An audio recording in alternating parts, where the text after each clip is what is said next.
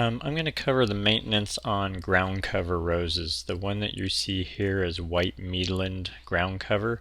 It's one of my favorites. The white roses are really stunning. They're very full, high petal count, great for cut flowers. And what you're going to see is that when they get to this stage and you have a lot of dead petals on the plant and on the ground, I like to go in and deadhead these. Now, one of the benefits of ground cover roses is you don't have to do this. You can let this all fall off naturally.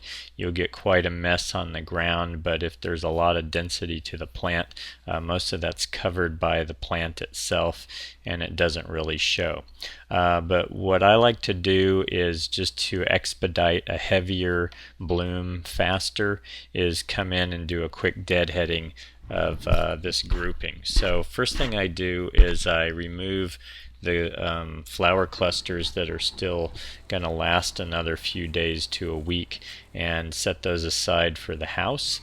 And I'm going to show you two different ways to do this. Now, I have to admit that I used to be a bit of a pruning snob, and pragmatism has taken over, and at the end of the day, hand pruning a plant grouping this big is very time consuming, it's tedious, and you're going to see that this half of the plant that I do by hand is not going to look any different than the left side, which I'm going to do with larger shears.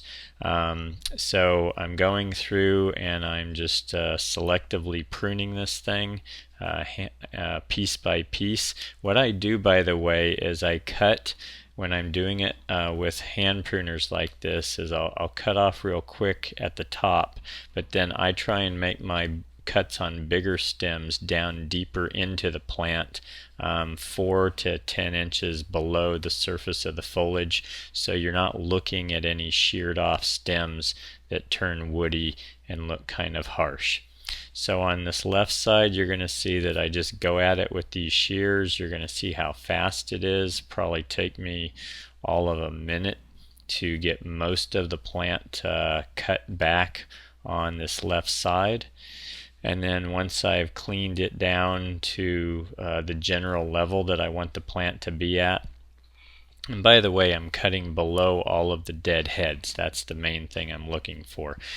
These ground cover roses are not particular about where you cut them. That's one of the nice things. You don't have to cut it below the fifth, the 5-leaf stem, petals or any stems or leaves or any of that stuff. Basically just cut them where you want to cut them, and if you'll still get a nice flush coming back. So I'm going to remove most of these deadheads with the shears, and then what I do is I come back just like with the hand shears and I will selectively prune off the stems that are large on the surface and look kind of harsh or too large visually, and cut them back again 4 to 6 inches below the surface of the leaves, and end up with the same effect as if I had done the whole thing by hand. So that's how I prune ground cover roses, whether it's this variety or any of the other carpet roses. By the way, this is for spring and summer deadheading of carpet roses. When we do a winter deadheading, we're going to be more severe with the pruning and cut these back lower, but this is for warm weather deadheading. Also, I recommend that you do a good fertilizing after a pruning to encourage a strong repeat bloom for your next cycle.